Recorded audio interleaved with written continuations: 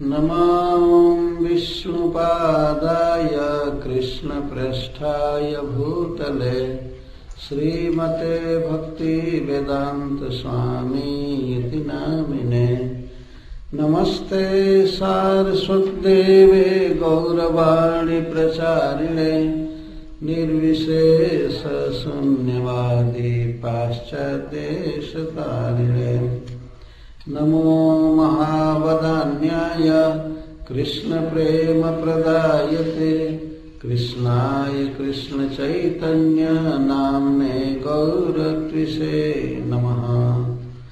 तप्त कांचन गौरांगी श्री राधे वृंदावनेश्वरी वृषभानुसुते देवी प्रणमामि हरिप्रिये।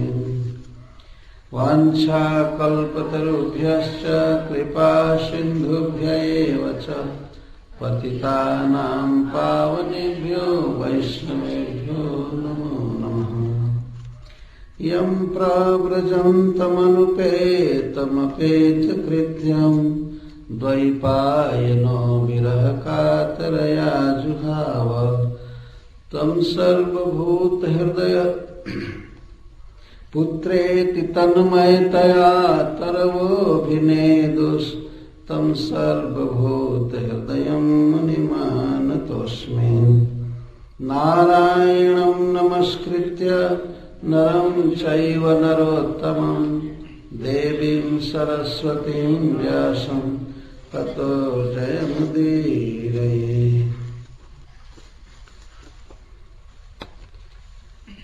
ओम नमो भगवते वासुदेवाय।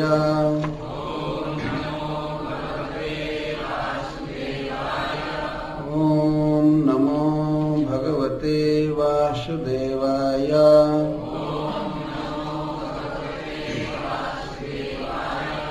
ओम नमो भगवते वासुदेवाय।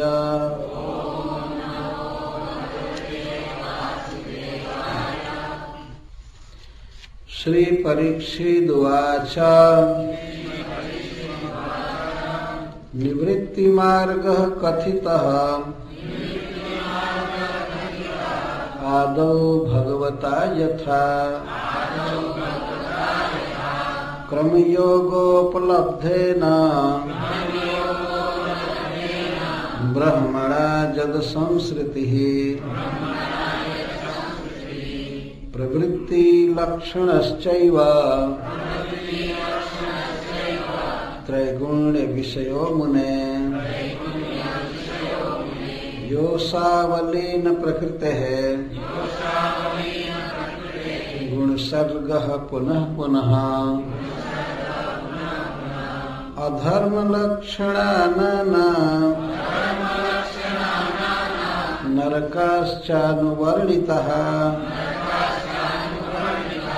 मन्वन्तरश्च व्याख्यातः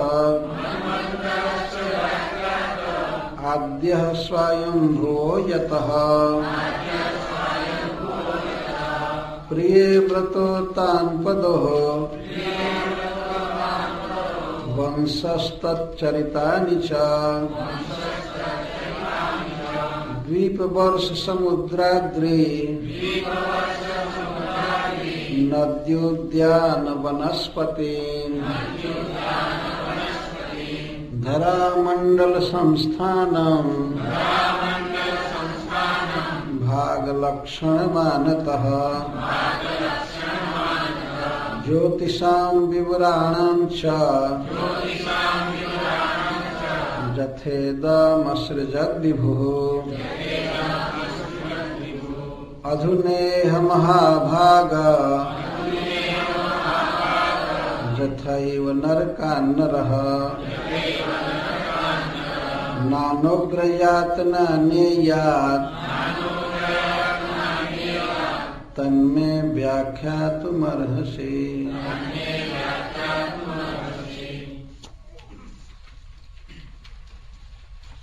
श्री परीक्षिदुवाच निवृत्तिमार्ग कथित आदौ भगवता यथा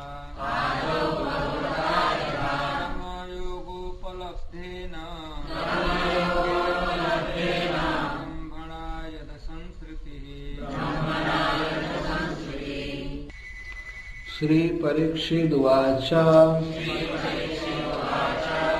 श्री परीक्षित महाराज ने कहा, निवृत्ति मार्ग, निवृत्ति मार्ग कथितः कहा गया आदौ प्रारंभ में, द्वितीय स्कंध में, भगवता भगवान के द्वारा, परम पूज्य आपके द्वारा, जथा जथावत क्रम योगोपलब्धेन, क्रम योग से प्राप्त ब्रह्मणा, ब्रह्मा जी के साथ, जद जो असंसृति ही मोक्ष। इस छठे स्कंध के पूर्व 5वें स्कंध के अंतिम अध्याय में 26वें अध्याय में श्रील सुखदेव गोस्वामी ने नरकों का वर्णन किया विस्तार से। नरकों में विविध दुख यंत्रणा की बात सुनकर महाराज परीक्षित के हृदय में दया आ गई उन प्राणियों के प्रति जिनसे सदा पाप होता रहता है। तो नरक से परिहार का उपाय पूछ रहे हैं। मनुष्य क्या करने से नरक नहीं जाएगा, यह पूछने के लिए पहले उक्तानुवाद पूर्वकम पृच्छति। सुखदेव गोस्वामी ने पहले जो जो वर्णन किया है उसको संक्षेप में कह करके प्रश्न करेंगे। यह सभी समाज में बात प्रचलित है कि शरीर छूटने के बाद आत्मा स्वर्ग में जाता है या नरक में जाता है अथवा भगवान के धाम में जाता है। सब जगह कुछ लोग ऐसा कहते हैं कि आत्मा नाम की कोई वस्तु नहीं है, शरीर को ही आत्मा मानते हैं। वे लोग भी इस शब्द का प्रयोग करते हैं, वो चला गया। जैसे इंग्लिश में भी ये बात कहते हैं, ही लेफ्ट द बॉडी, वो शरीर छोड़ दिया, वो चला गया। कौन चला गया? शरीर तो यही रहता है। जिनसे पूछा जाए किसके विषय में कह रहे हो कि चला गया, पास्ड अवे, पास्ड अवे, दूर एक व्यक्ति चला गया कि शरीर छोड़कर चला गया ना, शरीर तो यही रहता है। तो यह निर्विवाद है कि शरीर छूटता है आत्मा का, और वह आत्मा अपने कर्मों के अनुसार विविध डेस्टिनेशन को प्राप्त करता है, गंतव्य में जाता है। तो धरामंडल संस्थान का वर्णन कर रहे थे विविध लोक लोकांतर का सुखदेव गोस्वामी। तो अंत में महाराज परीक्षित ने पूछा कि हे भगवान, ये बताइए कि नरक कहाँ है? लोग इस शब्द का प्रयोग करते हैं कि स्वर्ग में जाओगे या नरक में जाओगे। कुछ लोगों के मन में ऐसा डाउट विश्वास है कि स्वर्ग नरक कुछ है नहीं, ऐसे ही मनगढ़ंत कह देते हैं। तो महाराज परीक्षित इसको क्लियर कराने के लिए पूछे, भगवान नरकः नाम किम देश विशेषा बहिस्त्रलोक्याम आहोषित अंतराले एवं। हे गुरुदेव, आप बताइए कि ये नरक कहाँ है? इस पृथ्वी पर ही कोई देश विशेष है क्या? जैसे अमेरिका है, भारत है, ऐसे ही इसी पृथ्वी पर नरक कोई स्थान है क्या? अथवा इस त्रिलोकी से, ब्रह्मांड से बाहर कोई नरक है क्या? अथवा इस त्रिलोकी के भीतर ही अंतराले व कहीं ऊपर नीचे कहाँ है? इसको मैं सुनना चाहता हूँ। और केवल इतना ही नहीं जानना चाहता हूँ कि नरक कहाँ है, नरकों में क्या क्या दुख किस किस कर्म के अनुसार दिया जाता है, इसको मैं सुनना चाहता हूँ। श्रील सुखदेव गोस्वामी ने कहा है अंतराले एवं नरक इस ब्रह्मांड के भीतर ही है, लेकिन इस पृथ्वी पर नहीं है, इतना कहते हैं। जैसे इस पृथ्वी पर अनेक देश हैं, स्थान हैं, प्लेस हैं, वैसे नरक इस पृथ्वी पर नहीं है, पर ब्रह्मांड के भीतर ही है। पृथ्वी से दक्षिण दिशा में गर्भ समुद्र के ऊपर ये नरक है, और नरक का ऑफिस जो है वो पितृलोक में है। नरक में तो केवल दुख दिया जाता है, वहां कोई ऑफिस नहीं है, कोई कंप्यूटर नहीं, कुछ नहीं, सारी व्यवस्था पितृलोक से होती है। वहीं से प्राणियों को दंड देने की व्यवस्था की जाती है, ऑर्डर किया जाता है। तो सब विस्तार से वर्णन किया, 28 नरकों का नाम और उनमें किस किस कर्मों के कारण क्या क्या दुख मिलता है इसका वर्णन किया। इसको सुन करके महाराज परीक्षित का हृदय द्रवित हो गया उन मनुष्यों के प्रति जो पाप करते हैं, विविध पाप करते रहते हैं। तो पाप करने के कारण उनकी दुर्गति तो निश्चित है, नरक में तो जाना पड़ेगा। इसलिए नरक से मुक्ति का, नरक से बचने का उपाय पूछ रहे हैं कि क्या व्यक्ति करेगा तो नरक में नहीं जाएगा। तो यह प्रश्न करने के पहले वे सुखदेव गोस्वामी के द्वारा कहे गए कुछ विषयों की चर्चा कर रहे हैं। इसको उक्त अनुवाद पूर्वकम पृच्छति कहा गया। परीक्षित महाराज कहते हैं कि हे भगवान, हे सर्वज्ञ गुरुदेव, अपने प्रारंभ में, द्वितीय स्कंध के प्रारंभ में निवृत्ति मार्ग का वर्णन किया है। बहुत सुंदर वर्णन किया गया है। निवृत्ति मार्ग का अर्थ है कि भोगों में रुचि न रख करके धीरे धीरे अपने इंद्रियों को, मन को हटा करके भगवान के चरणारविंद के ध्यान में लगाना।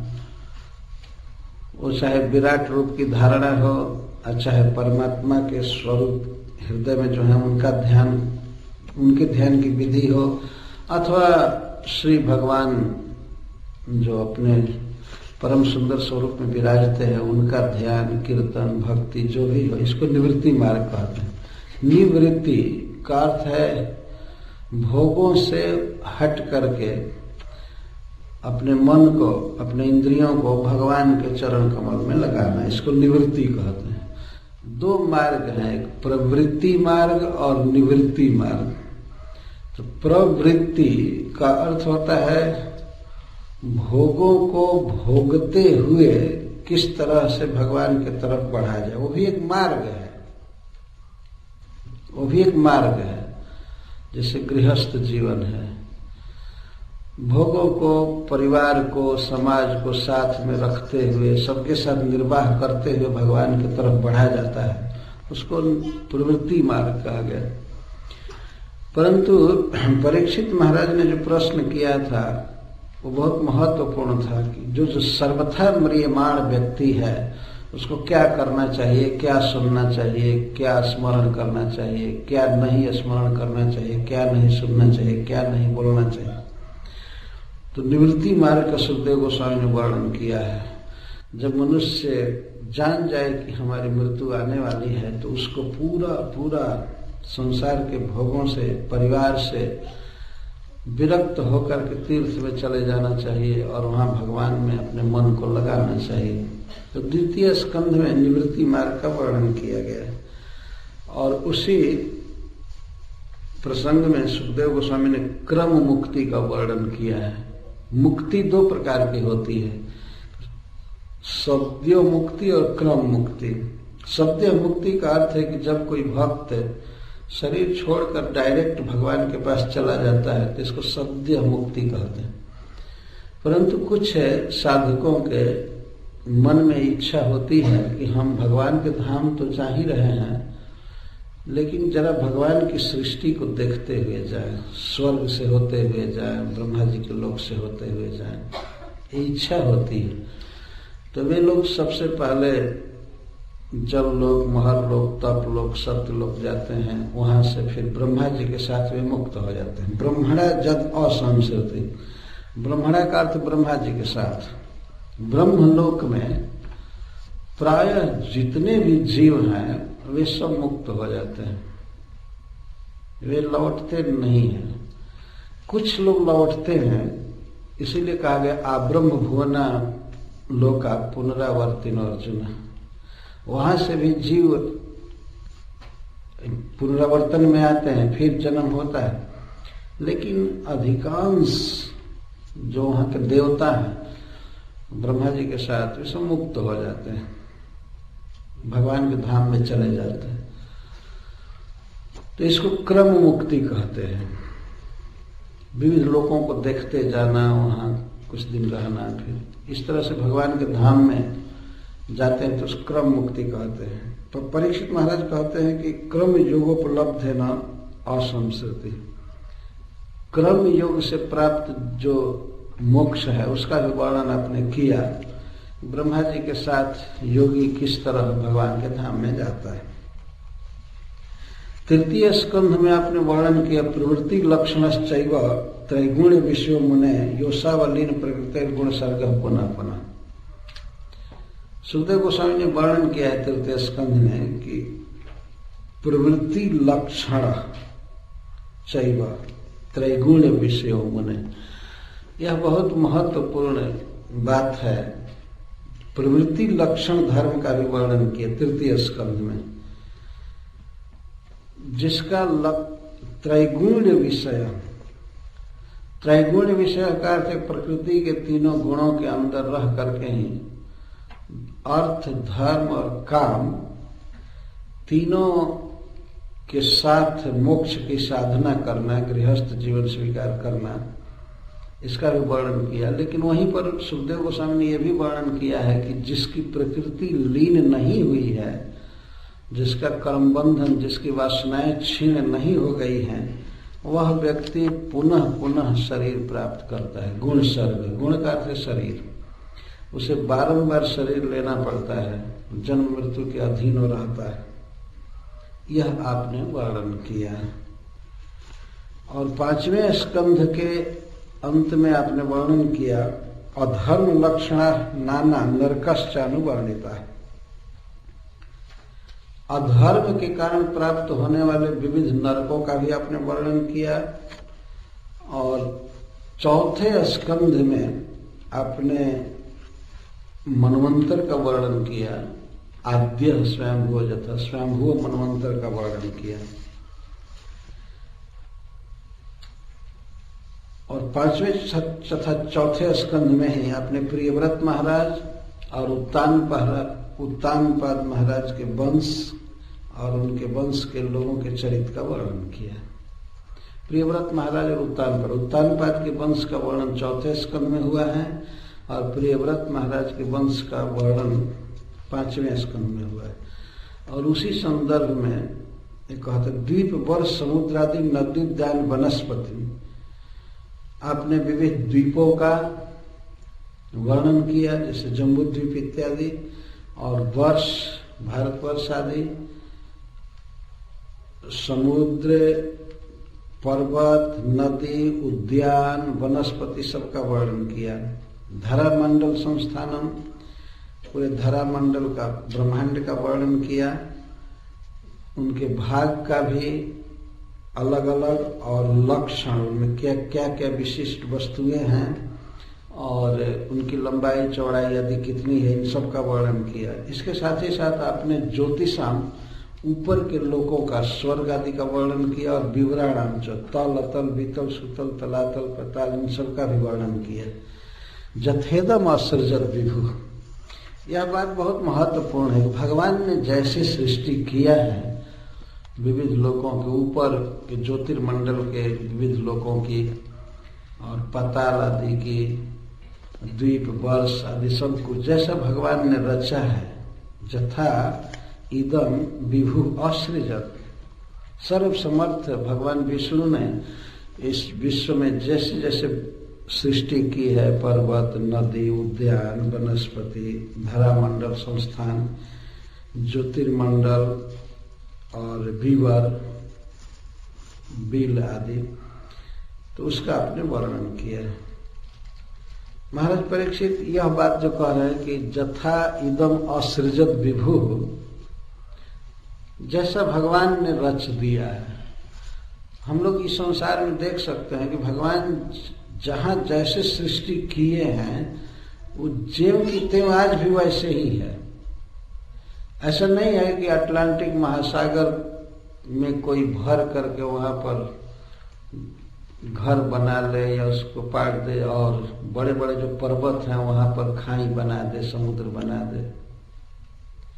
कितना आदमी ढोएगा?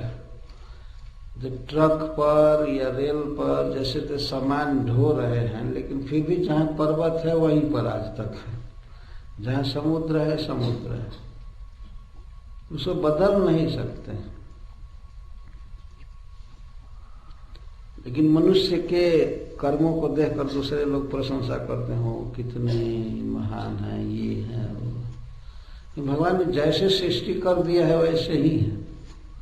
सामान इधर उधर से ढो करके ले जाते हैं, कुछ करते हैं, लेकिन प्रायः जो भी है भगवान की सृष्टि वैसे के वैसे भगवान ने रचा है। तो अब पूछ रहे हैं, अधुनेह महाभाग जथैव नरका नरः नानोग्रजात नानेया तन्मे व्याख्यातुमर्हसि। हे महाभाग, हे महान भगवत भक्त। सुखदेव गोस्वामी के लिए महाभाग संबोधन कर रहे। भग का अर्थ होता है ऐश्वर्य। यहाँ सुखदेव गोस्वामी के लिए ऐश्वर्य का अर्थ है भगवत भक्ति। जिस व्यक्ति में भगवान के प्रति प्रेम है, भगवान में जो व्यक्ति आसक्त है, वह बहुत बड़ा भाग्यशाली है, बहुत बड़ा भाग्यशाली। तो हे महाभाग्यवान और हे सर्वज्ञ, अब यह बताइए, अधुना यह इस समाज में, इस समाज में जहां सारे ऋषि मुनि बैठे हैं, आप यह बताइए, अधुना अब ये बताइए कि क्या करने से मनुष्य नरक में नहीं जाएंगे। जैसा आपने नरकों का वर्णन किया उसके अनुसार तो एक आदमी का भी बच पाना कठिन है नरक जाने से। तो वो अध्याय मैं यहाँ नहीं लिया हूं, कौन कर्म करने से किस नरक में व्यक्ति जाता है। यदि वो सुन लिया जाए तो वास्तव में पता लग जाएगा कि एक भी आदमी बच नहीं सकता है नरक से। कैसे कैसे कॉकरोच मारने से भी नरक में चले जाएंगे, पानी भरने में, पीने में, कुकिंग करने में सब समय जीव की हत्या होती है, क्या क्या पाप होते हैं।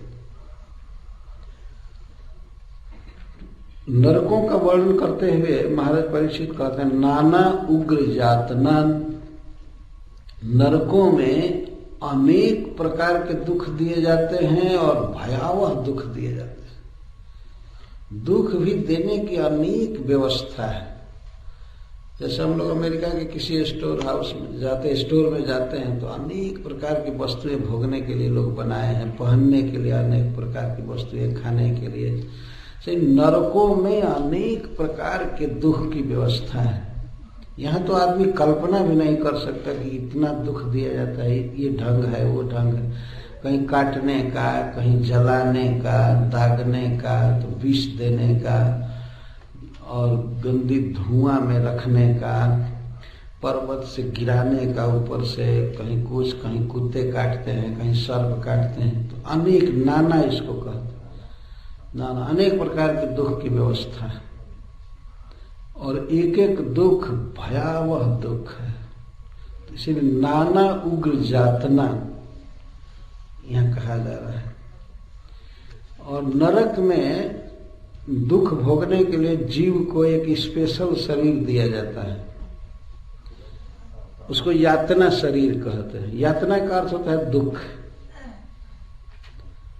दुख शरीर, यातना शरीर दिया जाता है।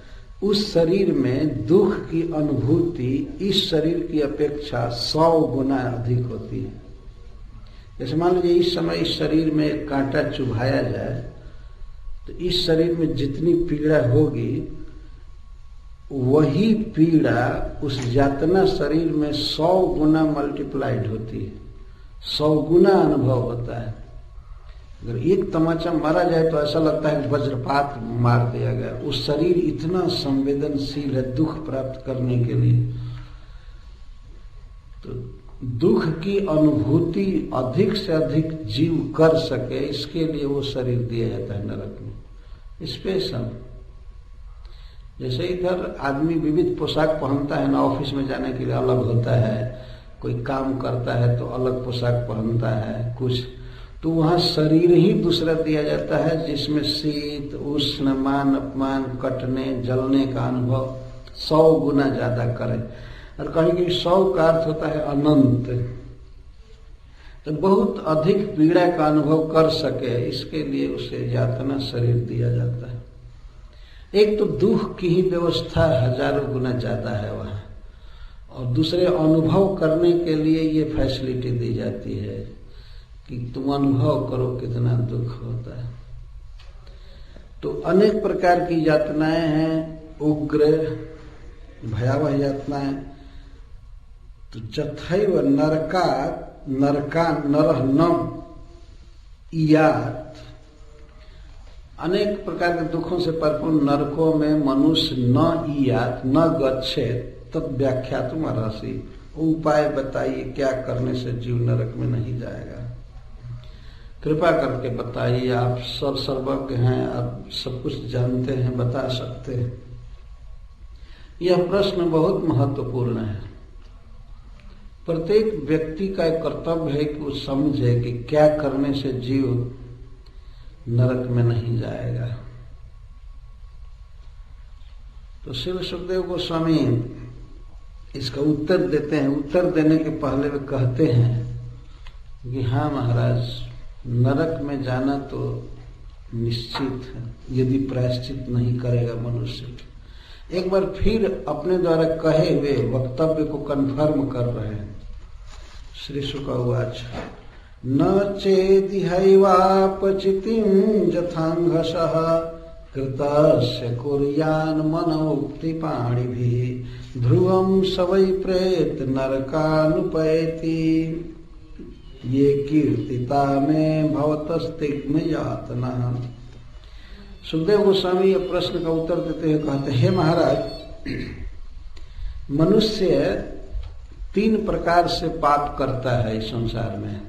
मन उक्ति पाणी भी, मन से पाप करता है, वचन से उक्ति से पाप करता है, और पाणी भी हाथ से पाप करता है। यहाँ पाणी उपलक्षण है। पाणी का अर्थ है हाथ से, आंख से, पैर से, शरीर के सभी अंगों से पाप करता है। इसको कहते हैं शरीर से पाप, और वचन से पाप, और मन से पाप। 3 प्रकार से पाप करता है। मनोक्ति पाणी भी कृतस्य, जो व्यक्ति मन से, वचन से और शरीर से विविध पाप किया है, तो उस किए हुए पाप का यदि प्रायश्चित नहीं करता है तो ध्रुवम सवै प्रेत नरकानुपैति, वह व्यक्ति प्रेत्य मरने के बाद ध्रुवम नरकान उपैति, वो नरकों में जाता है।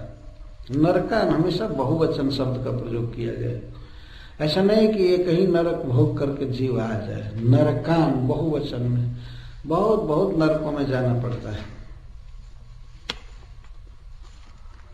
नरक इसका अर्थ करते हुए कुछ लोग कहते हैं कि मनुष्य के किए हुए कर्मों का फल जहां वो भोगे, पाप कर्मों का, उसको नरक कहते हैं।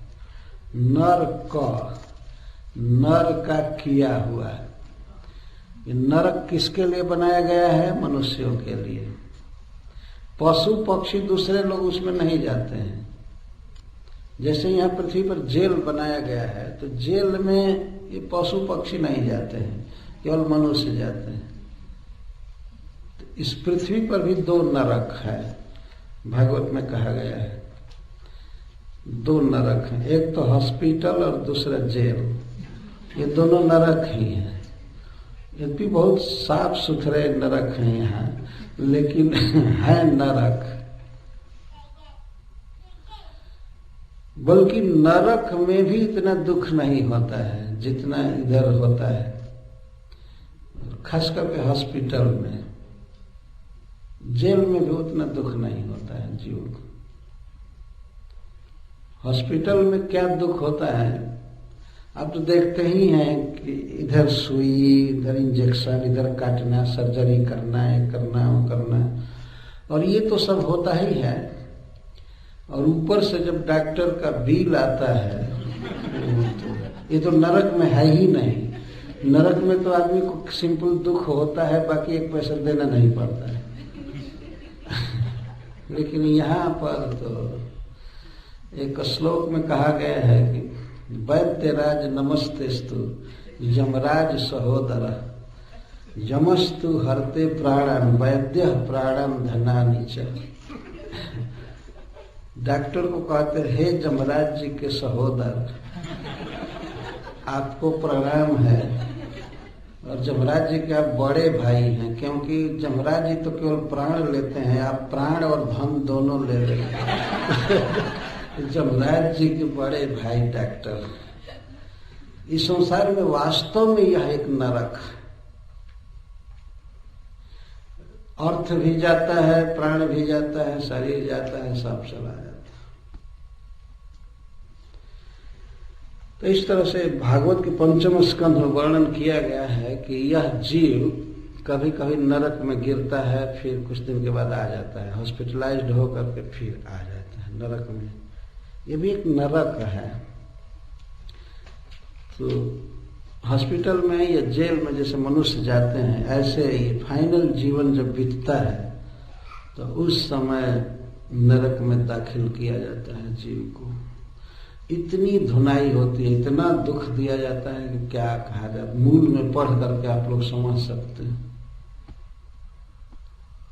सुखदेव गोस्वामी कहते हैं कि मैंने जो कहा कि पाप करने के कारण नरक की प्राप्ति होती है, तो महाराज वो बिल्कुल सत्य है। ध्रुवम सवै प्रेत नरकानुपैति, ये कीर्तिता में भौतस्तिक में यातना। मैंने जिन नरकों का वर्णन किया, विविध दुखों का वर्णन किया, उसमें निश्चित ध्रुवम निश्चित जीव जाता है यदि अपने किए हुए पाप का अपचिति प्रायश्चित नहीं किया। अगर इस जीवन में पापों का प्रायश्चित कर लिया तब तो मुक्त हो जाता है, नरक में नहीं जाता है व्यक्ति। यदि नहीं किया, न चेत, यदि नहीं किया अपने पापों का प्रायश्चित। कैसे पाप? जिसको उसने मन से, वाणी से और शरीर से किया। मन से दुर्विचार करना, किसी को दुख देना या अशुभ बातों पर विचार करना, सोचना, वो भी पाप। मन से भगवान का चिंतन छोड़ करके और किसी अन्य वस्तु का गलत तरीके से चिंतन करना, वह भी पाप। कलयुग में मानसिक पाप माफ कर दिया गया है टोटल, तो वो तो नहीं भोगना पड़ेगा। लेकिन वचन से जो पाप करता है व्यक्ति, उसे तो भोगना पड़ेगा। किसी को गाली देना, अपशब्द बोलना, जगत चर्चा करना, सिनेमा का गीत गाना, ये सब बहुत बड़ा पाप है, उसका फल भोगना पड़ेगा। यमराज के दूत इतना पीटते हैं और कहते हैं तुमको यही गाने के लिए भेजा, देह दिया गया था मनुष्य। तो जो भी मन करे बस गाओ, भगवान का नाम गाना चाहिए, भगवान की कीर्ति गानी चाहिए, भगवान का वर्णन करना चाहिए। वाणी इसके लिए है। हरे कृष्णा कृष्णा कृष्णा हरे हरे, हरे राम राम राम हरे। और वाणी भी, शरीर से व्यक्ति पाप करता है, रच रच करके पाप करता है। भगवान ने हाथ दिया है मनुष्यों को, इस हाथ से भगवान की पूजा करनी चाहिए, दान देना चाहिए, इस संसार में जीवों के हित के लिए और सब कर्म करना चाहिए। लेकिन यही हाथ है जिस हाथ से ये पापी लोग पशुओं का वध करते हैं, अनेक मशीन बनाते हैं, स्लाउटर हाउस बनाते हैं और काटते रहते हैं। हाथ लगा हुआ है, ये हाथ नहीं रहता तो ये कसाई खाना बना नहीं सकते थे। और भी अनेक प्रकार के पाप करते हैं, खासकर जीवों को मारना, काटना, खा जाना, इस तरह से अनेक दुख देते हैं। एक एक कर्मों का फल बन रहा है, छूट नहीं सकते, बच नहीं सकते। ऐसा नहीं है कि कहीं भगवान सो जाए या जमराज जी का कंप्यूटर फेल कर जाए, सब बनता रहता है। कई बातें हम लोग नहीं देख पाते हैं, परंतु इसका मतलब ये नहीं कि नहीं हो रहा है। कोई व्यक्ति फोन कर रहा है, कुछ कर रहा है और ये नहीं देखता है कि इसका बिल बन रहा है, तो नहीं देखने से थोड़े वो नहीं बनेगा। वो कहे कि हम देखते नहीं है कि कहाँ बिल बनेगा, कौन भेज दिया। ये जानते हैं कि फोन किया जाएगा, इतना पता नहीं है कि बिल बनता है। तो जैसे बिजली जलाते हैं, इसका बिल आ जाता है, फोन करते हैं, उसका बिल आ जाता है, तो ऐसे एक एक कर्मों का बिल बनता जाता है। और जमराज जी के यहाँ वो एक कंप्यूटर इतने सक्षम है कि एक बात भी मिस नहीं कर सकते, इरेज नहीं कर सकते कभी भी। इतना सब कुछ सुव्यवस्थित है। आगे चल करके वर्णन किया गया है कि 12 साक्षी गवाह हैं किसी व्यक्ति के कर्मों के, जिसमें भगवान सूर्य हैं, चंद्रमा है, पृथ्वी, जल के अधिष्ठात्री वरुण देव, सब कुछ। यह तो सब है ही। एक एक व्यक्ति परम प्रवीण है, वो फेल नहीं कर सकता है, लेकिन उसके बाद भी जमराज जी अपने ऑफिस से ही सबके कर्मों को देखते रहते हैं। वो इतने सक्षम है, अपने राजधानी में अपने कक्ष में रहते हैं, लेकिन वो देखते रहते हैं। जैसे यहाँ के किसी बड़े बड़े स्टोर में भी हम लोग देखते हैं कि कोई ऑफिस में बैठा हुआ देखता रहता है कौन क्या सामान उठाया, कौन सामान उठा रहा है, बेच रहा है, सब देखते हैं। ये तो थोड़े देख सकते हैं, ज्यादा नहीं देख सकते, लेकिन जमराज जी तो एक एक सेकंड का मन में जो दुर्विचार आ रहा है वो भी जानते हैं। भगवान के परम भक्त हैं, समर्थ हैं। जमराज के दूतों ने कहा है भगवान के पार्षदों से कि जमराज जी देखते रहते हैं।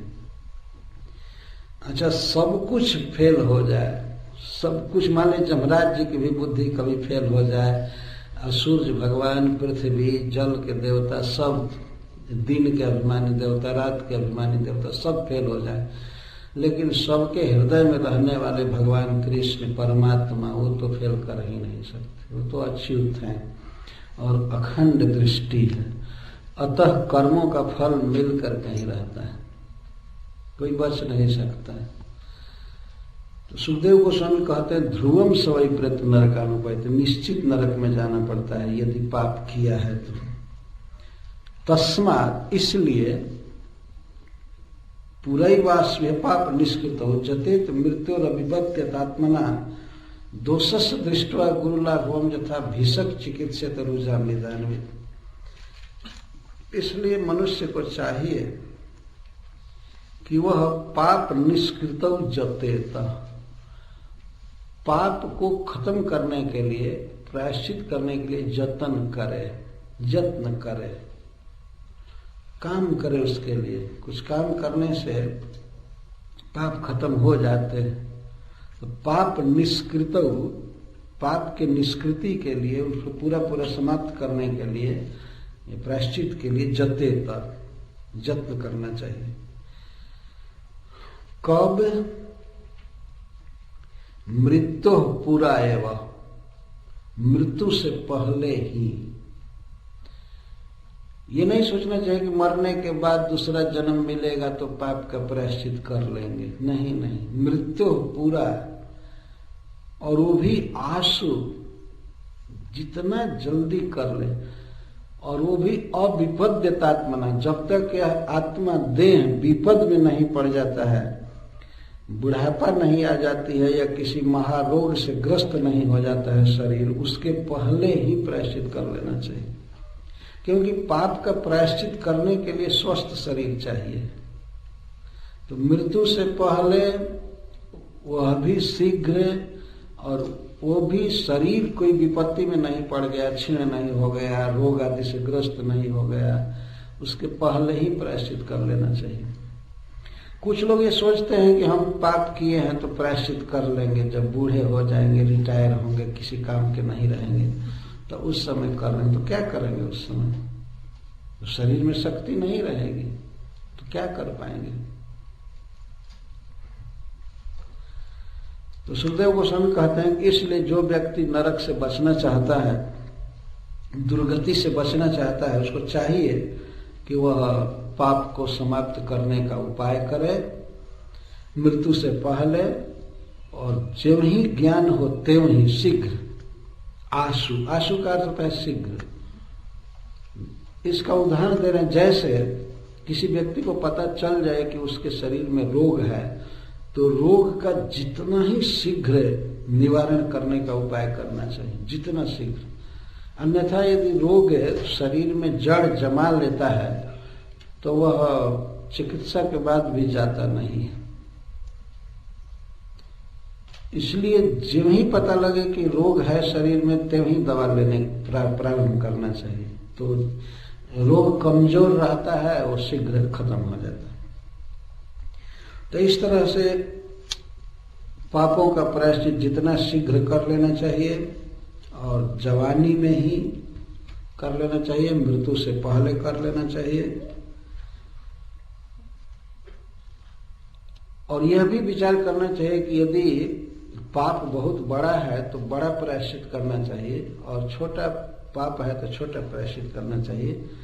दोषस्य दृष्ट्वा गुरु लाघवम जथा भीषक चिकित्सित रुजा मिदान्वित। जैसे भीषक कोई वैद्य या डॉक्टर रोग को देख करके रोग के अनुसार दवा देता है, तो इस तरह से पाप के अनुसार प्रायश्चित कर लेना चाहिए। ऐसा नहीं कि अगर बड़ा पाप हुआ है तो चलो छोटा सा ही प्रायश्चित कर लिया हो गया, ऐसा नहीं होगा। अगर बड़ा पाप है तो बड़ा प्रायश्चित, उसमें टाइम लगेगा, शक्ति लगेगी। तो किस पाप का क्या प्रायश्चित है, मनु महाराज आदि ने इसका वर्णन किया है। कई बार शास्त्रों में ये बातें लिखी जाती हैं। जैसे मान लीजिए कोई व्यक्ति यदि शराब पी लिया है एक बार, तो उसका क्या प्रायश्चित होना चाहिए। कोई प्रायश्चित तो ये भी लिखा गया है कि यदि कोई व्यक्ति शराब पी लिया तो उसके लिए प्रायश्चित ये है कि वह बिल्कुल तप्त घी पी करके शरीर छोड़ दे। घी इतना हीटेड हो, बहुत गर्म घी पी कर मर जाए, यह प्रायश्चित लिखा गया एक बार शराब पीने का। और जो निरंतर पी रहे हैं उनका वो क्या प्रायश्चित करेंगे, उनको तो अब जमराज जी के दूध पिलाएंगे। वो लिखा गया है शराब पीने वाले ये पापी अयह पान नरक में जाते हैं। अयह का अर्थ होता है लोहा। जमराज जी के लोक में इतना हीट दे करके लोहे को तरल बनाया जाता है, बहुत बड़ी फैक्ट्री जैसी है। लोहा को तरल बनाया जाता है, द्रवित कर दिया जाता है पानी जैसा। बहुत ज्यादा ताप पर लोहा पिघल जाता है। तो उस पिघले हुए लोहे को जमराज के दूत उस शराबी को पिलाते हैं जबरदस्ती। श्रील प्रभुपाद जी फोटो बनवाए हैं पंचम स्कंध में, तो दिखाया गया है कि पापी के मुंह को पकड़ करके एक जमराज का दूत ऐसे रस्सी से उसके मुंह को खोल रहा है, एक पीछे से ऐसे खींच रहा है, तीसरा उसमें लेकर के कंटेनर से जैसे तैसे उसमें ढाल रहा है मुख में, डायरेक्ट गिलास से नहीं, डायरेक्ट बड़े बर्तन से उसके मुख में लोहा दिया था। वो तो जलता रहता है, लाखों बरस तक वो जलता रहेगा, मरता नहीं है, केवल दुख का अनुभव करता रहता है। तो इस समय तो शराब पीने में बहुत मजा आ रहा है, लेकिन जब लोहा पीना पड़ेगा वहां तब क्या करेंगे। इसलिए बुद्धिमान व्यक्ति को चाहिए कि अपने को इस दुख में न डाले, संतोष कर ले, है भगवान का प्रसाद खा करके, दूध पीकर, पानी पीकर संतोष कर। शराब पीने वाले की बहुत फजीहत होती, बहुत दुख दिया जाता है। तो इस तरह से बहुत से प्रायश्चित हैं। यदि किसी ने किसी की सोने की चोरी किया है, गोल्ड चुराया है, तो उसके लिए प्रायश्चित है कि उसे बहुत दान करना चाहिए। और पहला प्रायश्चित है जिसकी चोरी किया है उसको जा करके लौट आना और कहना कि मैं चोरी किया। उतने से ही पाप नहीं कटेगा, फिर उसे कितना दान देना होगा ऐसे गरीबों को इधर उधर, तब जाकर के पाप कटता है। बहुत बहुत प्रायश्चित करना पड़ता है। तो कर लेना चाहिए।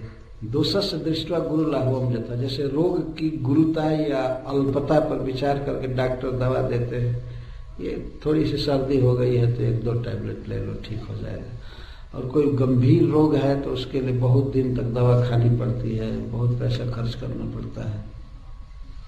भीषक चिकित्सक रुझान निदानवित, रोगों के कारण को, स्वरूप को जानने वाला वैद्य जैसे चिकित्सा करता है, उस तरह से अपने पाप के गुरुता और लघुता पर विचार करके उसके अनुसार प्रायश्चित कर लेना चाहिए, नहीं तो नरक निश्चित जाना पड़ेगा। महाराज परीक्षित तो ये उत्तर सुन करके बिल्कुल मुक्त हो गए। इतनी कहाँ शक्ति है जीव में कि एक एक पाप का प्रायश्चित कर सके। इतना ज्यादा पाप किया है कि एक एक पाप का प्रायश्चित करने में ही जीवन चला जाएगा और पूरा पूरा प्रायश्चित होगा नहीं, एक पाप का भी। ये तो अद्भुत उपाय बता रहे हैं, ये तो बहुत दुष्शक्य है। महाराज परीक्षित सभा में बैठे थे, जब उत्तर सुने सुखदेव गोस्वामी के मुख से तो वे ऐसे कि नहीं, सुखदेव गोस्वामी के उत्तर को उन्होंने डिनाई किया, ये ठीक नहीं है। ये नरक से बचने का क्या उपाय बता रहे हैं। तब महाराज परीक्षित कहते हैं, दृष्ट श्रुताभ्याम जत्पापम जानम नप्यात्मनो हितम करोति भूयो विवशः प्रायश्चित्तमथो कथम। महाराज परीक्षित कहते हैं, गुरुदेव, इस संसार में देखा जाता है कि व्यक्ति देखता है और सुनता है। क्या देखता है कि पाप के कारण, अपराध के कारण वो देखता है कि राजा या सरकार उसको दंड दिया। इसको दृष्ट पाप कहते हैं, अहितम। दृष्ट श्रुताभ्याम जत पापम अहितम। व्यक्ति पाप किया है, मान लीजिए किसी ने चोरी किया या व्यभिचार किया, हिंसा किया, तो यहाँ पर उसे सरकार दंड देती है। सुना जाता है कि उसे कारागृह में बंद किया जाता है, उसको फांसी दी जाती है, या सरकार के अलावा भी पब्लिक उसे पकड़ करके मारती है, पीटती है, कभी जान से भी मार देती है। इसको दृष्ट कहते हैं। पाप का फल यहाँ व्यक्ति देखता है कि ये पाप करने पर ये फल मिलता है, दंड मिलता है। और कभी कभी सुनता है। सुनता है मतलब जमराज आदि दुख देते हैं, नरक में जंत्रणा देते हैं, इसको सुनता है। देखता भी है, सुनता भी है कि इस बात के कारण ये दंड मिला, ये दंड मिला, लेकिन देखता हुआ भी, सुनता हुआ भी करोति भूयो विवश, फिर वही पाप करता है।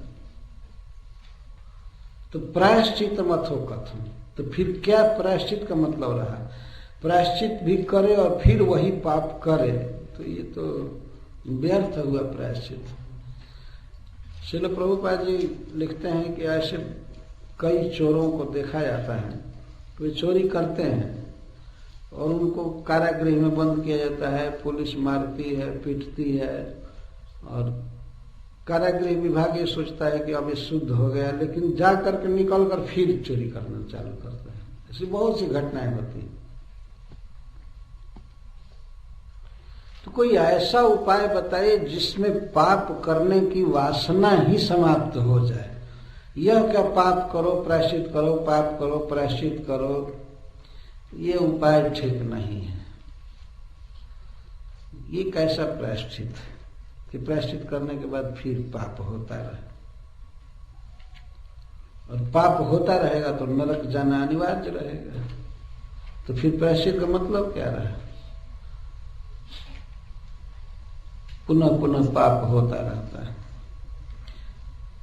कुछ लताएं ऐसी होती हैं, घास ऐसा होता है, आपने देखा होगा कि घास काटते जाइए फिर पनप करके पूरा हो जाता। एक बोरसिन घास हम लोग देखते हैं गायों के लिए, भैंस के लिए खेत में उगाया जाता, तो उसको 8-10 बार काट सकते हैं। वो काटते हैं, कुछ दिन के बाद फिर हो जाता है, फिर काट करके गाय को खिला देते हैं, फिर हो जाता है। तो इस तरह से प्रायश्चित करे, पाप खत्म हो, और फिर पाप करे, फिर खत्म, फिर पाप करे, इस प्रकार का प्रायश्चित तो बेकार है। सुखदेव गोस्वामी के उत्तर को इस तरह से काट देना, ये बहुत बड़ा दुस्साहस था परीक्षित महाराज का। लेकिन शिष्य को वास्तव में इस तरह निर्भय होना चाहिए गुरु के पास। कोई शंका हो मन में और गुरु के उक्तियों में भी अगर लगे कि ठीक नहीं हो रहा है, तो पूछना चाहिए कि नहीं, आपने ये कहा, ये युक्ति संगत नहीं है, ये गलत है, इसका समाधान कीजिए। तर्क के लिए नहीं, जानने के लिए। कोई बात न समझ में आवे तो ऐसा नहीं कि चुपचाप बस रह जाना चाहिए क्योंकि गुरु जी ने कहा है। गुरु जी कहे चाहे कुछ भी कहे, न समझ में आवे तो पूछना चाहिए ना। एक बार की सच्ची घटना सुना रहा हूं। वृंदावन में मैं अपने एक शिष्य को भेजा, कहा कि जाओ वृंदावन लोही बाजार की तरफ एक सामान लाना है। तो मैं कहा कि ये सामान लाना है तुरंत। वो 1-1.5 घंटे का काम था उसका, जाना लेकर के आना, बल्कि 1 घंटे के अंदर हो सकता था। तो वो जल्दी जल्दी में ये तो सुना कि जाना है बाजार, ये लाना है, पैसा भी हमसे लिया, लेकिन क्या खरीदना है इसको नहीं सुन पाया। क्या लाना है नहीं सुन पाया। लेकिन फिर भी संकोच से वो पूछा नहीं कि क्या लाने के लिए भेज, वो चला गया तो मैं प्रतीक्षा करता रहा, 1-1.25 घंटे में आ जाएगा, लेकिन दिन भर बिता दिया उधर। रात हुई तब आया तो मेरे पास नहीं आया, अपने रूम में चला गया। तो मैं सोचता रहा कहाँ गया। तो जब भेंट हुई तो मैं कहा कि अरे तुम कहाँ गए थे? तो कहा कि वृंदावन बाजार गया था। न बाजार गए थे तो लाए सामान जो मैं मांगा था। तो नहीं, मैं तो उसी समय सुना नहीं कि आप क्या खरीदने के लिए कहे। तो मैं कहा तब गए क्यों? गए क्यों जब सुने ही नहीं कि क्या खरीदने के लिए कहे? तो मैं डर के मारे फिर पूछा नहीं। तो दिन भर उधर रह गए, इसमें डर नहीं लगा और पूछने में डर लग रहा था। दिन भर मंदिर की ड्यूटी भी छोड़ करके उधर पूरा रहा। और इस तरह से ऐसे नहीं श्रोता को या शिष्य को होना चाहिए। कोई शंका हो तो पूछना चाहिए। परीक्षित महाराज उस भरी सभा में सुखदेव गोस्वामी के उत्तर को काट रहे हैं, नहीं ये ठीक नहीं उत्तर, ये हमको अच्छा नहीं लग रहा है। ये कैसा प्रायश्चित? क्वचित निवर्तते भद्रात् क्वचित चरति तत्पुनः प्रायश्चित्तमथो अपार्थम मन्ये कुंजर शौचवत्। जैसे हाथी को स्नान कराया जाता है, हाथी स्नान करता है नदी में, स्नान करने के बाद स्थल पर आकर के फिर धूल उठाकर अपने देह को मलिन कर लेता है, अपने देह पर डाल लेता है। हाथी को देखा होगा आप लोगों ने, भारतवर्ष में हम लोग देखते हैं हाथी नदी में स्नान करता है, वो सूंड से पानी उठा कर खूब शरीर पर डालता है और नदी में भीतर भी प्रवेश कर जाता है। लेकिन जो ही स्थल पर आता है त्यों ही धूल उठाकर अपने देह पर इधर उधर डालने लगता। तो इस प्रकार से इसको कुंजर शौच कहते हैं, हाथी स्नान बेकार है। क्या स्नान का मतलब हुआ? अब नदी में स्नान किया और आकर के स्थल पर फिर धूल झोंक लिया चारों तरफ। उतना प्रेम से हाथी धूल डालता है कि उतना तो आदमी स्नो पाउडर भी नहीं लगाएगा, जितना वो खूब इधर उधर। मैंने देखा है अपने सूंड से उठा उठा करके अपने पेट में ऐसे डालता है इधर उधर। ये क्या स्नान है? तो प्रायश्चित का क्या मतलब रहा? जब व्यक्ति फिर पाप करे और नरक में आखिर गिर ही जाए तो प्रायश्चित करने से क्या फायदा? इसलिए आपका ये उत्तर जो है ठीक नहीं है। वास्तव में जीव इतना कमजोर है, मनुष्य इतना कमजोर है, क्या प्रायश्चित करेगा? कोई ऐसी चीज बताई जाए करने में थोड़ा हो, टाइम भी कम लगे, प्रयास भी, मेहनत कम लगे और फल पूर्ण हो जाए, ऐसा कोई उपाय बताइए।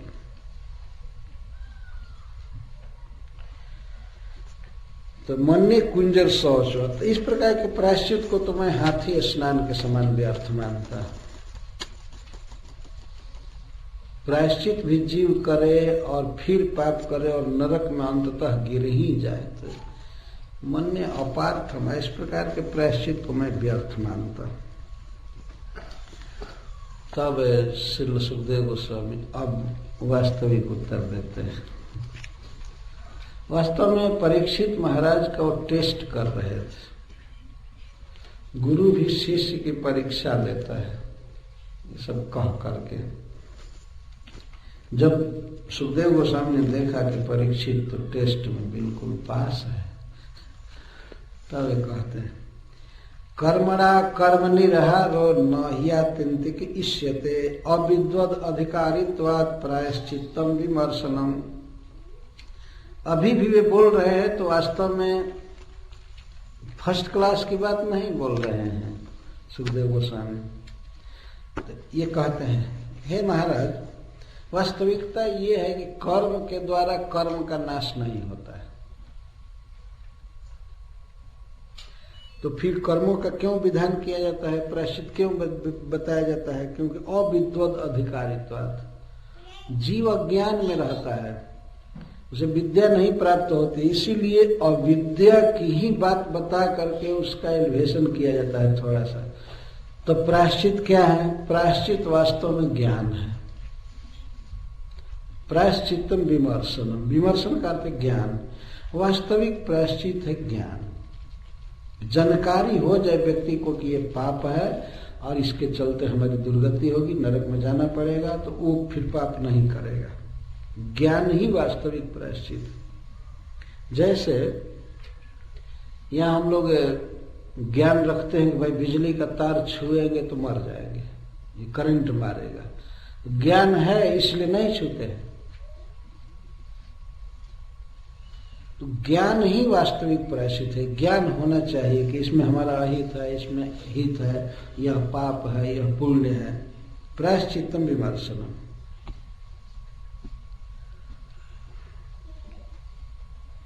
क्यों कर्मों को करने के लिए कहा जाता है इस संसार में? क्योंकि जीव अविद्या में है। अविद्या से ग्रस्त व्यक्ति को अविद्या में रह करके ही आगे बढ़ने की शिक्षा दी जाती है। जैसे इस संसार में ज्ञान दे तो शुरू में तुम गृहस्थ हो, तुम ब्रह्मचारी हो, या तुम क्षत्रिय हो, वैश्य हो, शूद्र हो, इसके अनुसार तुम्हारा ये कर्तव्य है।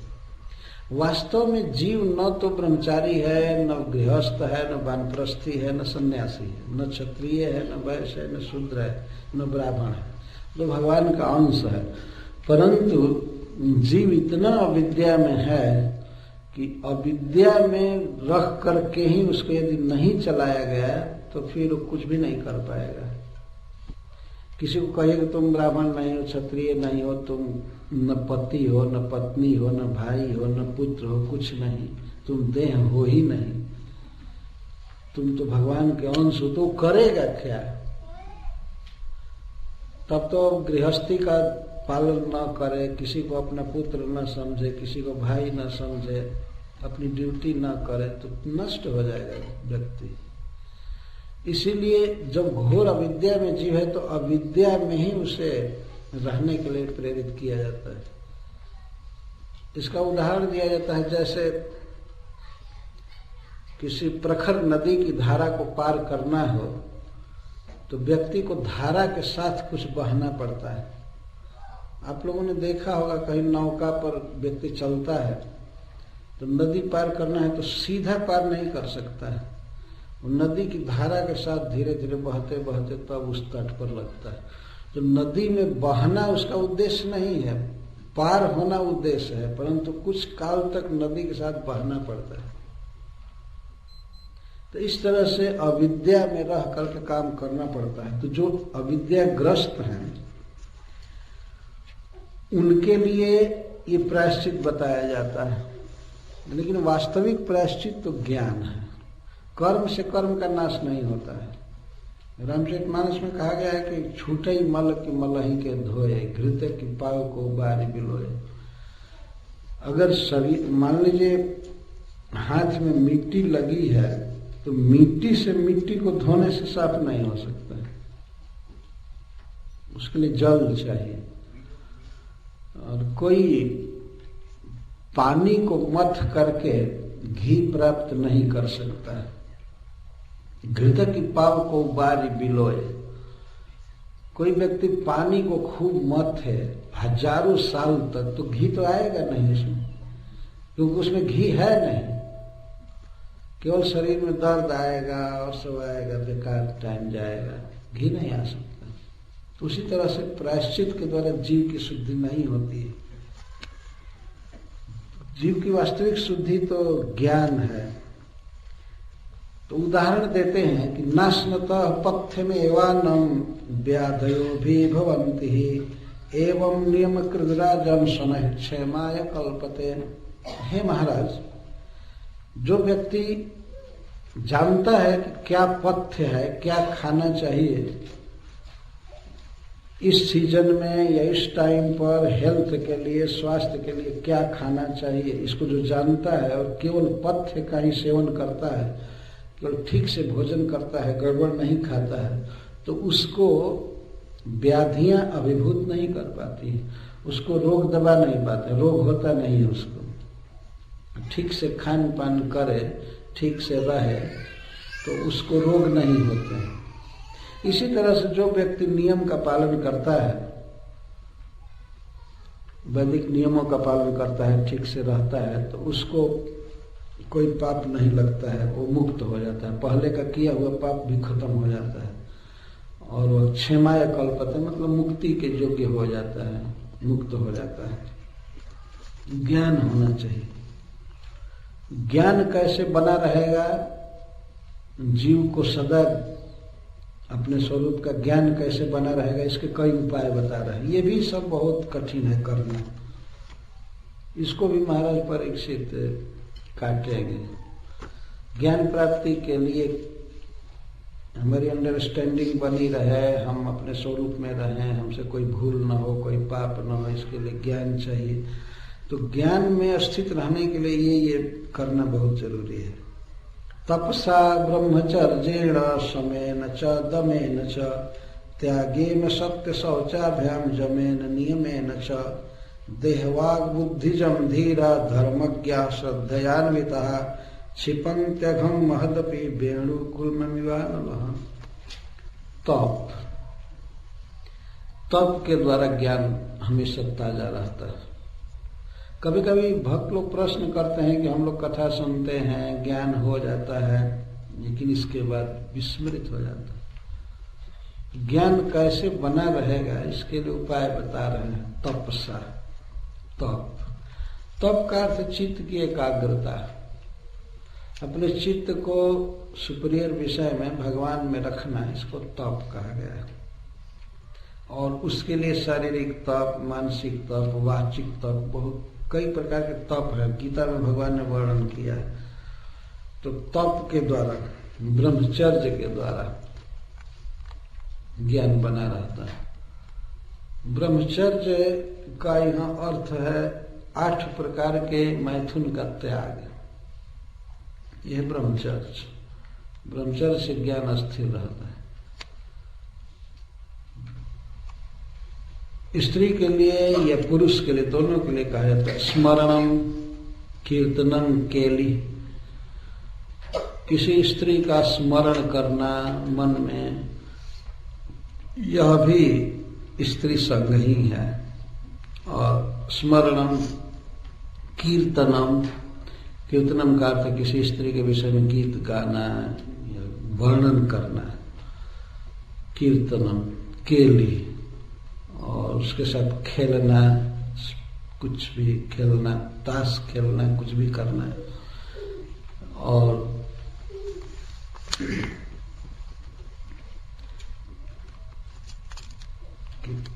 गुह्य भाषण और एकांत में बात करना,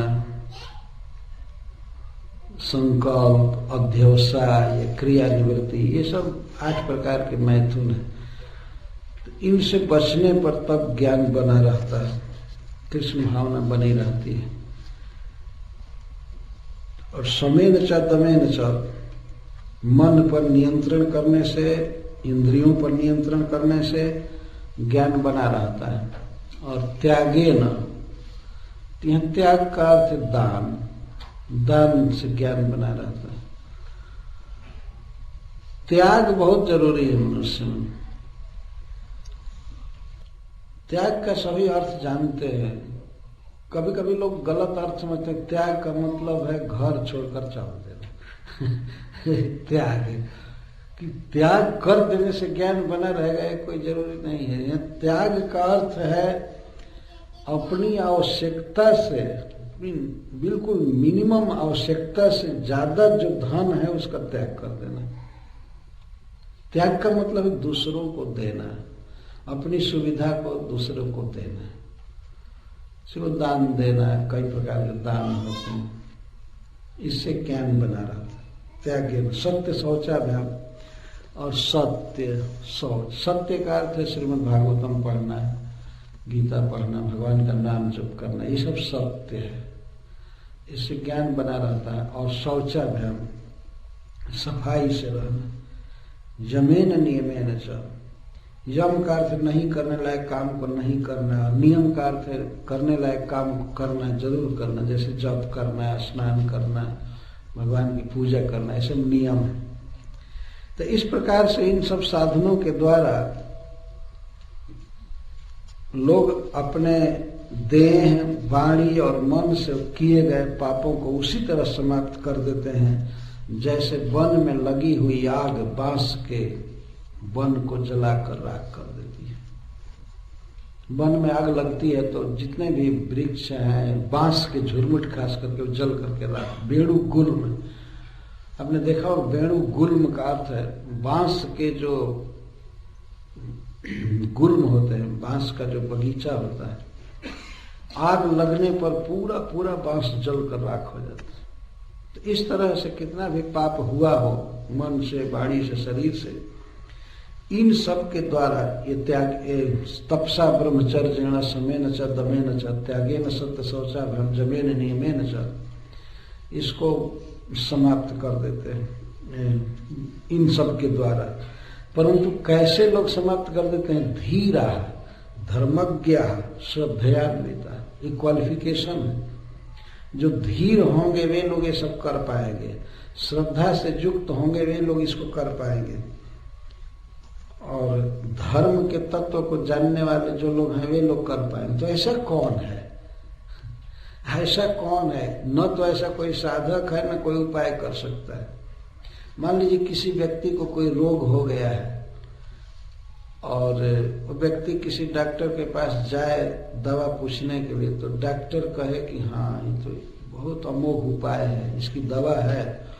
ऐसा काम करो कि सुमेरु पर्वत के शिखर पर चले जाओ, वहां पर एक जड़ी है, उसको लेकर के पी लो और बस तुम ठीक हो जाओ। जबकि उस व्यक्ति के लिए एक साधारण पृथ्वी के पर्वत पर भी जाना कठिन है, उसको सुमेरु पर्वत के शिखर पर बता रहा है, वहां कोई जा ही नहीं पाएगा, लेकिन बता दिया जाए कि नहीं तुम्हारे लिए बहुत अच्छी दवा बता रहा हूं, तुम जाओ वहां से लाओ। तो कैसे लाएगा, कैसे वो क्या कर सकता है? इस तरह सुखदेव गोस्वामी सब उपाय बता रहे हैं। तप, ब्रह्मचर्य, त्याग, शौच, क्या क्या ये सब उपाय बता रहे हैं ज्ञान प्राप्ति के लिए। ये सब असंभव है, कुछ नहीं हो सकता है। इस पर भी सुखदेव गोस्वामी अपने मस्तक को ऐसे कर रहे हैं कि क्या बता रहे हैं, कुछ समझ में नहीं आ रहा है। कौन कर सकता है सब? इसे तो फालतू बात है, ये इसके अधिकारी बहुत कम लोग हैं। तो सुखदेव गोस्वामी अब फाइनल बात बताते हैं, समझ गए परीक्षित के मनोभाव। तब कहते केचित केवलया भक्त्या वासुदेव परायणः अघम धुन्वन्ति कार्ष्णेन निहारमिव भास्करः। हे महाराज, कुछ लोग, मतलब बहुत कम लोग, केचित बिरले ऐसे होते हैं जो केवल भगवान की भक्ति करके और अपने पापों को वैसे नष्ट कर देते हैं जैसे सूर्य कुहरा को नष्ट कर देता है। इस उदाहरण से महाराज परीक्षित को बहुत संतोष हुआ। हाँ, ये ठीक है। सूर्य भगवान उगते हैं तो पूरे विश्व में फैले हुए कुहरे को नष्ट कर देते हैं। और नष्ट करने में सूर्य को कोई बहुत प्रयास नहीं करना पड़ता है, कोई उपाय नहीं करना पड़ता, केवल उगना और उनके किरणों का प्रसार होता है, बस कोहरा नष्ट हो जाता है। और जो उस दिन नष्ट होता है तो दिन में फिर वो नहीं हो पाता है, रात्रि में भले हो जाता है। तो इस तरह से कुछ लोग होते हैं और भक्ति करके ही वे वासुदेव के परायण हो जाते हैं, भगवान की भक्ति में लग जाते हैं, प्रेमी होते हैं।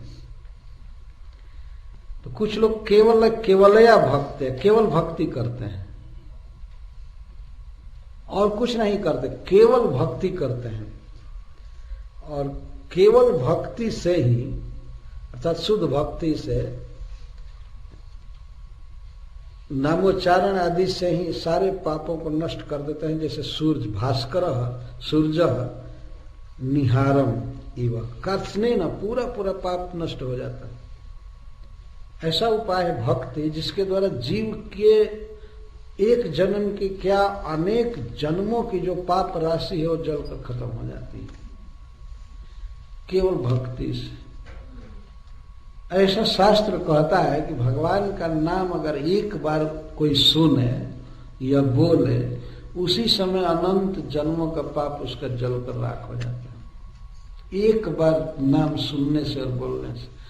हरे कृष्णा कृष्णा कृष्णा हरे हरे, हरे राम राम राम हरे हरे। भक्ति में भी नाम उच्चारण ही सर्वश्रेष्ठ भक्ति है। इसको सुखदेव गोस्वामी आगे चल करके कहेंगे, लेकिन अब यहाँ पर ला दिए कि ये पापों का प्रायश्चित करने की कोई जरूरत नहीं है, न त्याग, तप, शौच, व्रत बहुत पालन की जरूरत है, भक्ति करने की आवश्यकता है। भक्ति से पाप वैसे ही नष्ट हो जाते हैं जो सूर्य के उगने पर कुहरा नष्ट हो जाता है। बहुत सुंदर उपाय बता रहे, भक्ति बहुत सक्षम है। एक श्लोक में कहा गया है कि भगवान के एक नाम में जितना पाप काटने की शक्ति है, उतना पाप कोई भी पापी अनंत जन्मों में नहीं कर पाएगा।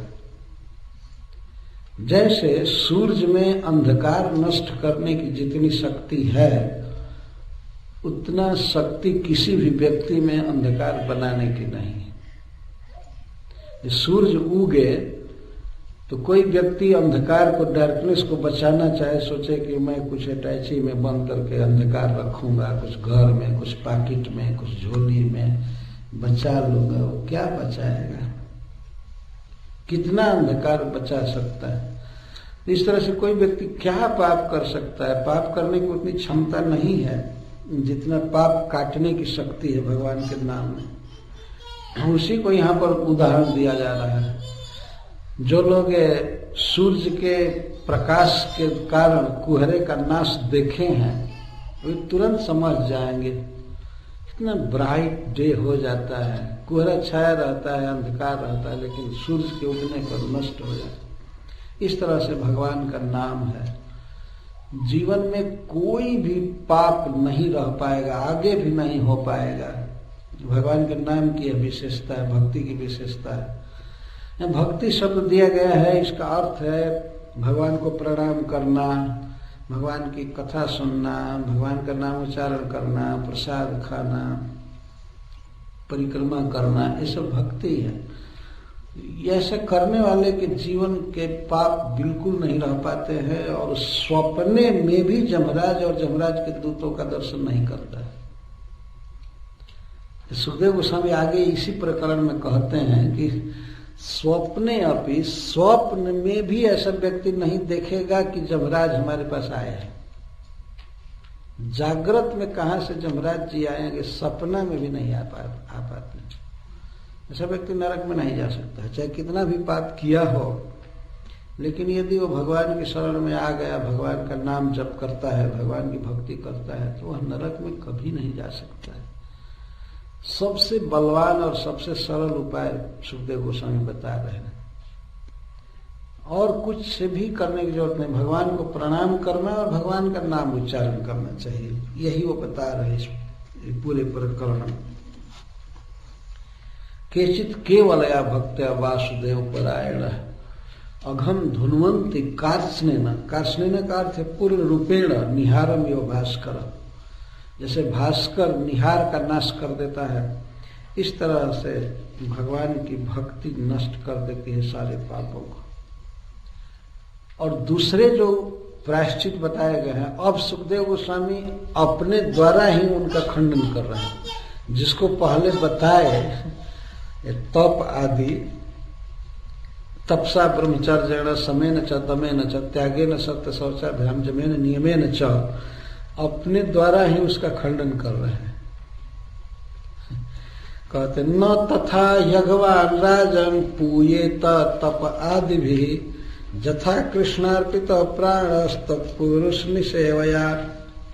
हे महाराज परीक्षित, कोई अघवान पापवान, कोई पापी तप ब्रह्मचर्य आदि द्वारा उतना शुद्ध नहीं होता है जितना कृष्ण में अपने प्राणों को, इंद्रियों को अर्पित कर देने वाला शुद्ध हो जाता है।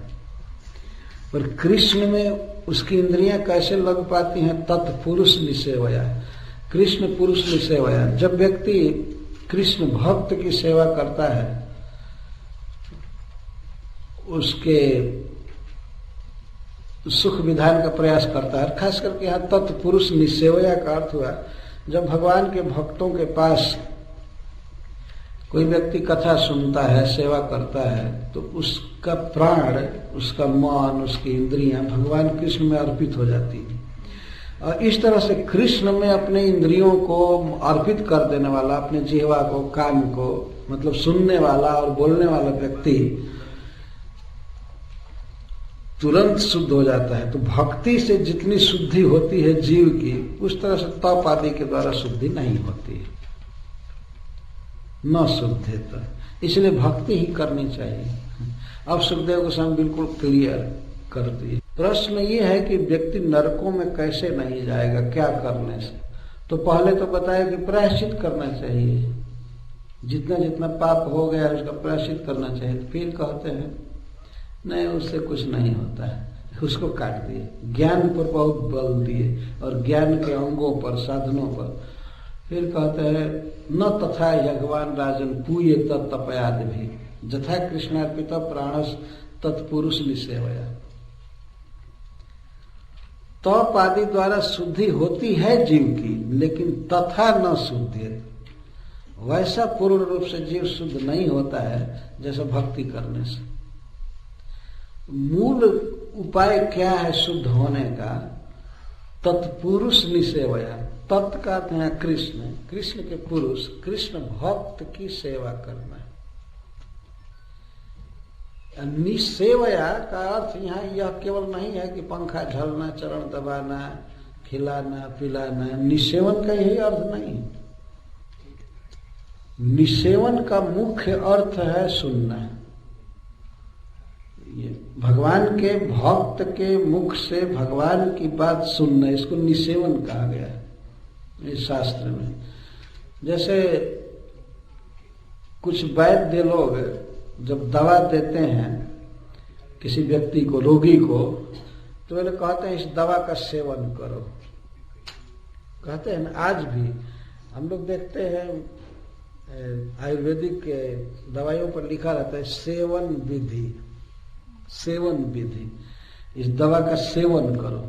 तो सेवन का मतलब यह नहीं है कि अब उस पर हम पंखा झलना चालू करें दवाई पर, या उसकी आरती करने लगे, यही सेवन नहीं है। किसी वैष्णव का सेवन का मतलब है वैष्णव के मुख से भगवान की बात सुनना, और प्लस उसको ऐसे सुविधा में रखना जिससे कि वह भगवान की बात बता सके। सेवन का यही मुख्य अर्थ है। कोई मान लीजिए कोई भगवान का भक्त है, कुछ सुना रहा है, तो उसको कष्ट न हो, ऐसा नहीं कि बेचारा बिना खाए पिए बैठा सुना रहा है, तो उसे भोजन देना, उसको सुख सुविधा देना, परंतु उसके पास बैठना, सुनना, यही उसका वास्तविक सेवन है।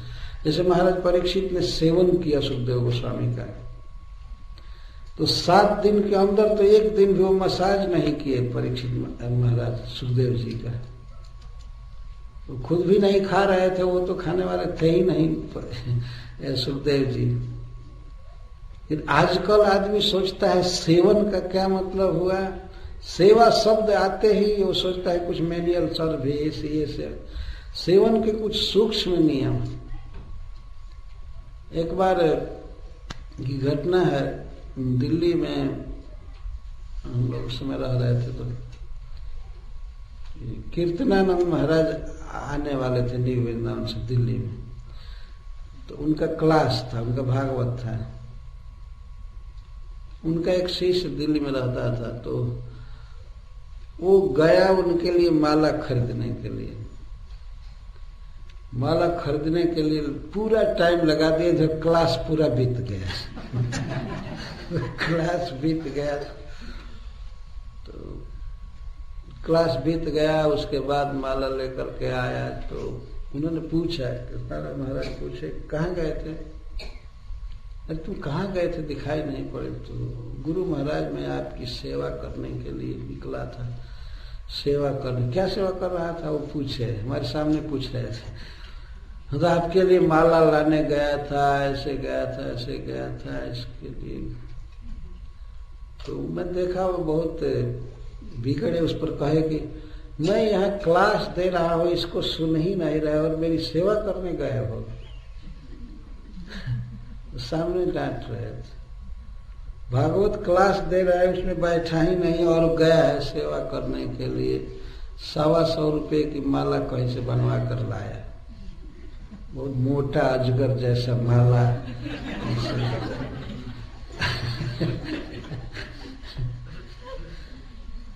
ये कौन सी सेवा है?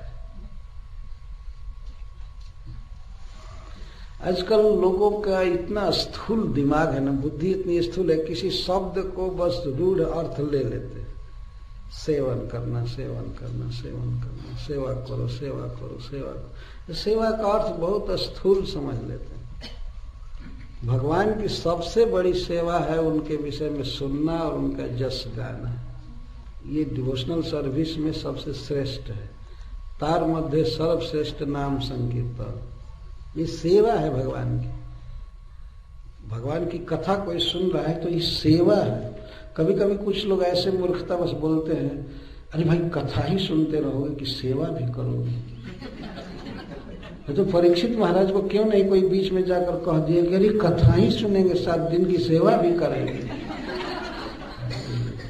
सेवा करेंगे, जो मुख्य बात है शास्त्र का उसको ग्रहण करना चाहिए। सेवा के भी और अर्थ हैं, लेकिन जैसे यहाँ पर कहा गया तत्पुरुष निसेवया, भगवान के भक्त के सेवन से जीव कृष्णार्पित प्राण होता है। प्राण मतलब मन, बुद्धि, इंद्रिया उसकी लगती हैं भगवान में। तो वास्तव में यहाँ अर्थ है किसी वैष्णव के पास रह करके उसको सुख दे करके उसके मुख से सुनना भगवान की बात, यही है तत्पुरुष निसेवन। तो इस तरह से जब जीव करता है तो उसके प्राण, उसकी इंद्रिया, उसका मन, बुद्धि सब कुछ कृष्ण में आविष्ट हो जाता है। और जिस व्यक्ति का मन कृष्ण में लग गया वह तुरंत शुद्ध हो जाता है। तप आदि के द्वारा पापी की शुद्धि नहीं होती है उतनी जितना भगवान में मन लगाने से शुद्धि होती है। और अब फाइनल कह रहे हैं कि सध्री चीनो यम लोके पंथा क्षेमो कुतो भया सुशीला साधो जत्र नारायण परायण। हे महाराज परीक्षित, यही है उचित मार्ग इस लोक में, यही है सध्री चीन पंथा। ये भक्ति मार्ग ही वास्तव में समीचीन है, यही प्रॉपर मार्ग है, क्योंकि इसी में जीव का वास्तविक कल्याण है। क्यों? क्योंकि इसमें कोई भय नहीं है, कोई भय नहीं है। भक्ति मार्ग एक ऐसा मार्ग है कि आप जितना भी बढ़िए, जितना भी बढ़ेंगे वो एक डेस्टिनेशन जैसा ही है। ऐसे मार्ग संसार में आप विचार कीजिए कि मार्ग में आप जा रहे हैं और डेस्टिनेशन पर नहीं पहुंचे, किसी घोर जंगल में पहुंच गए तो रात में हो सकता है चोर डाकू मार पीट करके लूट ले, तो उस पंथ पर चलना ही खराब है। लेकिन भक्ति मार्ग ऐसा है कि जितना बढ़े उतना फाइनल है। ऐसा नहीं है कि और नहीं बढ़े तो इतना दूर बढ़ना आपका बेकार हो गया, नहीं। जितना नेहा विक्रम नाश प्रत्यवायो न विद्यते, इसमें अभिक्रम का नाश नहीं होता है। अभिक्रम का मतलब है कि जितना किए उतना सुरक्षित है। ऐसा नहीं है कि अगर और आगे नहीं किए तो ये भी बेकार हो गया, ऐसा नहीं, ऐसा नहीं होता। भक्ति में जितना किया है उतना तो अक्षय है। यही तो इस भक्ति मार्ग की विशेषता है, जितना कर दिया उतना अक्षय है। दूसरे जो कर्म होते हैं अगर उनको पूरा नहीं किए, सांगोपांग नहीं किए, तो जितना किए वो भी बेकार हो जाता है, उसमें परिश्रम मात्र होता है, सब विनष्ट हो जाता है। लेकिन भक्ति मार्ग मान लीजिए कोई 1 माला जप कर रहा है, कोई 2 माला कर रहा है, कोई 16 माला कर रहा है, कोई 10 बरस किया, कोई 5 बरस किया, कोई 1 बरस किया, जितना किया उतना सुरक्षित। आगे जब करेगा तो उसके आगे से ही चालू होगा। यह अक्षय है, अव्यय है। भगवान गीता में इसको अव्यय कहा है। राज विद्या राजगुह्यम पवित्र मिदमुत्तम, और एक जगह अव्यय कहते हैं। यह अव्यय है, कभी समाप्त नहीं होता है। इस तरह से यहाँ पर सुखदेव गोस्वामी यही बात कह रहे हैं कि अकुतो भय है, इसमें क्षेम है, कल्याण है, कोई भय नहीं है। इतना करेंगे तभी ठीक होगा, नहीं तो नहीं होगा। कभी कभी कोई काम होता है जिसको चालू करने से पहले सोचा जाता है कि भाई हम पूरा कर पाएंगे कि नहीं। जैसे मान लीजिए हवाई जहाज पर चढ़ते हैं, वायुयान पर चढ़ते हैं, तो यदि डेस्टिनेशन पर नहीं पहुंच पाए, बीच में ही गिर जाए तो ऐसा नहीं है कि हम आधा रास्ता तो पहुंच ही गए ना, नहीं तो खत्म हो गया पूरा, आधा रास्ता क्या पहुंचे। कुछ मार्ग ऐसे हैं अगर चले पार हुए तब तो ठीक हो गया, नहीं तो बहुत मुश्किल हुआ। बल्कि नहीं पकड़े हो तो पंथ ठीक रहता है, जहाँ है वहीं। जो वायुयान क्रश कर जाए या गिर जाए समुद्र में या पहाड़ पर, उसकी अपेक्षा अच्छा था कि नहीं चढ़े हो। पर भक्ति मार्ग ऐसा मार्ग है कि जितना किया जीव उतना श्रेय उसका बना रहेगा, किसी काल में भी उसका नाश नहीं होता है, बना ही रहेगा। गीता में भगवान कहते हैं जतते च भूय सिद्धो, फिर जन्म मिलता है तो फिर वहीं से चालू करता है संसिद्धि के लिए। स्वर्ग, यहाँ तो भक्ति योग में गिरा हुआ आदमी कम से कम उसको ये मिलता है स्वर्ग जाता है। भक्ति योग में गिरा हुआ व्यक्ति स्वर्ग जाता है, और अगर पूर्ण हो गया तब तो भगवान के पास चला ही जाएगा। फिर भगवान चांस देते हैं, इस दूसरे जन्म में फिर वो भक्ति ही करता है। तो इसको कहते हैं क्षेम कल्याण मार्ग। इसमें मुक्ति निश्चित है, भगवान के पास पहुंचना निश्चित है। अकुतो भय, इस मार्ग में कहीं कोई भय नहीं है, कोई भय नहीं है। सुशीला साधो जत्र नारायण परायण है। ये जो मार्ग है भक्ति मार्ग, इसमें असहायता का भी दोष नहीं है और कंपटीशन भी नहीं है।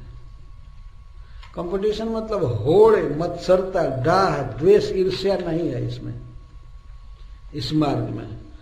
और असहायता का भी दोष नहीं है। और मार्ग, कर्म मार्ग में द्वेष है। जैसे आपने सुना होगा कि कोई व्यक्ति, कोई राजा यदि यहाँ अश्वमेध यज्ञ करता है या कोई मुनि तपस्या करता है तो स्वर्ग में देवराज इंद्र को चिंता होने लगती है। देवता लोग चाहते हैं कि ये यहाँ न आने पावे, तो यहीं पर उसके तपस्या में या यज्ञ में बाधा डाल देते हैं। जब पूरा नहीं हो पाता है तो वहाँ देवताओं के सुख में वो शेयर नहीं ले पाता है और नहीं पहुंच पाता। कर्म मार्ग में हमेशा होड़ है, प्रतिस्पर्धा है, द्वेष है, मात्सर्य है। एक व्यक्ति नहीं चाहता है कि दूसरा आगे बढ़ जाए हमसे। इस पृथ्वी पर भी यही सब हिसाब है। पृथ्वी पर क्या, स्वर्ग में भी है, सब जगह यही भरा पड़ा है। लेकिन भक्ति मार्ग में ये द्वेष नहीं है कहीं भी। अगर कोई भक्त सुनता है कि दूसरा भक्त 64 माला जप करता है तो उसको प्रसन्नता होती है। वो ये नहीं सोचता हाय रे क्या इतना कर रहा है, मैं तो कर ही नहीं रहा हूं। ऐसा कभी होता है? कभी नहीं होता है। ये सभी भक्तों का अनुभव है। और कोई सुने कि वो मंगला आरती में रोज भाग लेता है तो उसको प्रसन्नता होती है। ऐसा नहीं सोचता है कि मैं तो उठता ही नहीं हूं, ये क्यों जाता है। ऐसा नहीं होता है।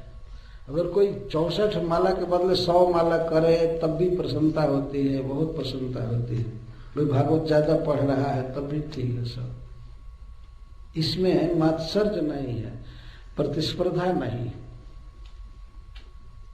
और सब कर्मों में प्रतिस्पर्धा है। भक्ति में हमने देखा है इतनी उदारता है इस मार्ग में। कभी कभी भोर में हमने देखा है कुछ भक्त सोए हैं, अलार्म बजता है तो कोई भक्त दूसरे को कहता है भाई उठो, जाओ, टाइम हो गया, मंगला आरती में जाओ।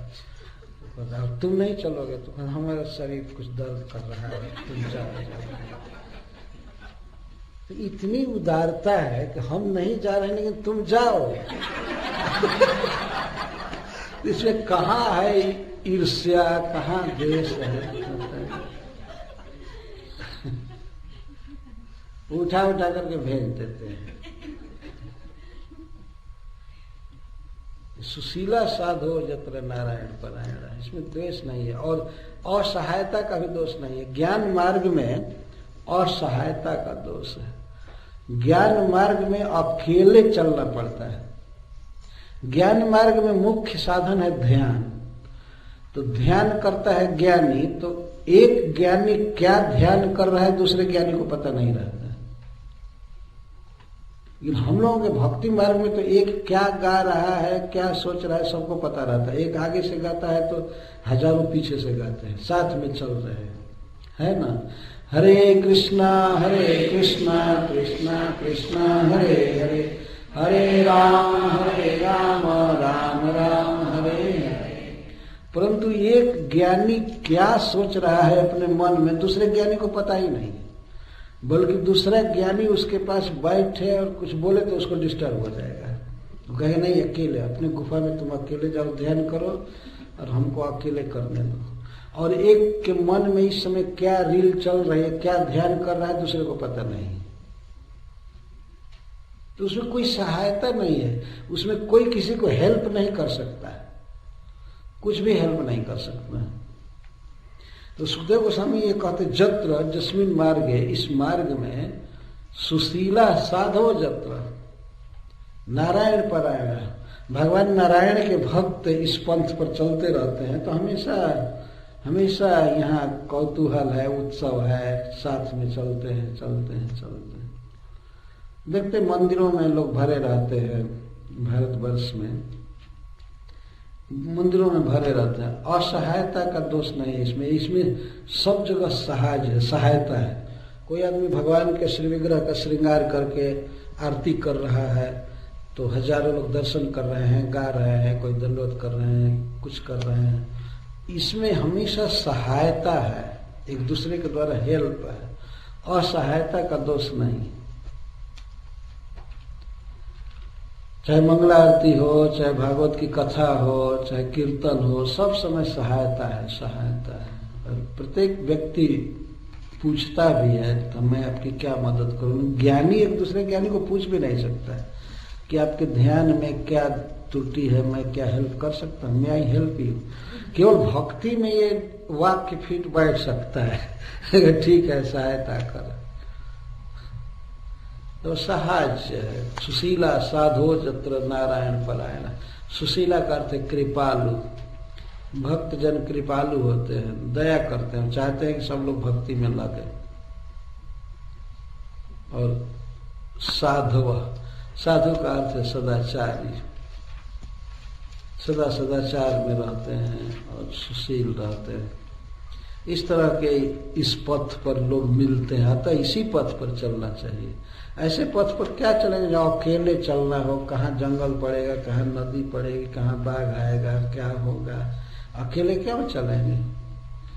कोई व्यक्ति अकेले क्यों चलना चाहेगा किसी पथ? तो ज्ञान मार्ग तो इस तरह से बिना मतलब के है, इसे कोई सहायता नहीं है। और कर्म मार्ग में है तो रोज झगड़ा ही उसमें है, ये ना आगे बढ़ने पावे, ये ना आगे बढ़ने पावे, ये ना चल नहीं पावे, इसको नष्ट करो, इसको करो, इसको फेर में डाल दो, डाउन कर दो, इसको करो, ये करो। तो वो भी कर्म मार्ग भी बेकार है और ज्ञान मार्ग भी बेकार है। भक्ति मार्ग ही सध्री चिन्ह है हम पंथ लोके पंथ, यही सध्री चिन्ह, समीचीन पंथ यही है। क्योंकि इस पर भगवान के कृपालु स्नेहवान साधक भक्त जन चलते। तब महाराज परीक्षित ने कहा तो पहले आपने क्यों कहा प्रायश्चित की बात? तो उसका आप क्लेरिफिकेशन कर रहे हैं। प्रायश्चित्तानि चिरणानि नारायण परामुखम न निष्पुनन्ति राजेंद्र सुरा कुंभमी वापगा। भक्ति की महिमा बताते हुए सुखदेव गोस्वामी कहते हैं कि राजन, यदि कोई व्यक्ति 100 वर्ष लाखों वर्ष प्रायश्चित करे और पूरा पूरा करे, फिर भी ये प्रायश्चित उसको पवित्र नहीं कर पाते हैं यदि उसमें भक्ति न हो। भक्ति नहीं रहने पर कोई भी प्रायश्चित शुद्ध नहीं कर पाते। नारायण परांगमुखम, जो व्यक्ति नारायण से कृष्ण से विमुख है, उस व्यक्ति को ये सारे प्रायश्चित पूर्ण रूप से संपन्न किए जाने के बाद भी न निष्पुनंती, पवित्र नहीं कर पाते। जैसे शराब के घड़े को गंगा आदि नदियां सारे तीर्थ मिल करके शुद्ध नहीं कर पाएंगे। सुरा कुंभम इव आपगा, आपगा मतलब नदियां, नदियां साधारण नदी नहीं, जमुना जी, गंगा जी, सरस्वती, कावेरी, कृष्णा, गोदावरी, सब में अगर 100 वर्ष रखा जाए शराब के घड़े को भीतर डाल करके, तो क्या वो पवित्र हो जाएगा? नहीं। तो इस तरह से जो व्यक्ति भगवान का भक्त नहीं है, भगवान के प्रति समर्पण नहीं है, वो तप करे, ज्ञान मार्ग पर चले या कर्म करे, यज्ञ करे, कुछ भी करे, वो शुद्ध नहीं हो सकता है। शुद्ध तो जीव तब होता है जब कृष्ण को समर्पण करता है। भगवान को एक प्रणाम करने वाला व्यक्ति तत्काल शुद्ध हो जाता है, प्रणाम करने मात्र से। ऐसा कहा गया है कि अश्वमेध यज्ञ करने वाला व्यक्ति हो सकता है माता के गर्भ में चला जाए, लेकिन कृष्ण को एक बार प्रणाम करने वाला व्यक्ति फिर पुनर्जन्म में नहीं आ सकता है। कृष्ण प्रणामी न पुनर्भवाय, यह भक्ति की महिमा है। सुखदेव गोस्वामी वास्तव में सर्वश्रेष्ठ आचार्य हैं जिन्होंने भक्ति को इस जगत में प्रचारित किया, भक्ति पर इतना जोर दिया। तो महाराज परीक्षित जैसे प्रश्न किए थे उसके अनुसार उत्तर दे रहे हैं, लेकिन अब उसको और अधिक से अधिक क्लियर करते जा रहे हैं और काटते जा रहे हैं दूसरे विचार को, लेकिन बहुत शिष्ट भाषा में बोल रहे हैं। शराब के घड़े को जैसे गंगा आदि नदियां नहीं शुद्ध कर पाएंगी, वैसे कृष्ण विमुख व्यक्ति को ये ज्ञान, तप, ब्रह्मचर्य ये सब कुछ भी नहीं कर पाएगा, ये शुद्ध नहीं कर सकते। जीव को शुद्ध होना है तो भगवान कृष्ण को समर्पण करना चाहिए, और यदि समर्पण भी नहीं कर पाए, जेन के न प्रकार यदि नाम से उसका संबंध हो जाए तो व्यक्ति पवित्र हो जाता है। यहाँ पर अंतिम अपने वक्तव्य में कह रहे हैं,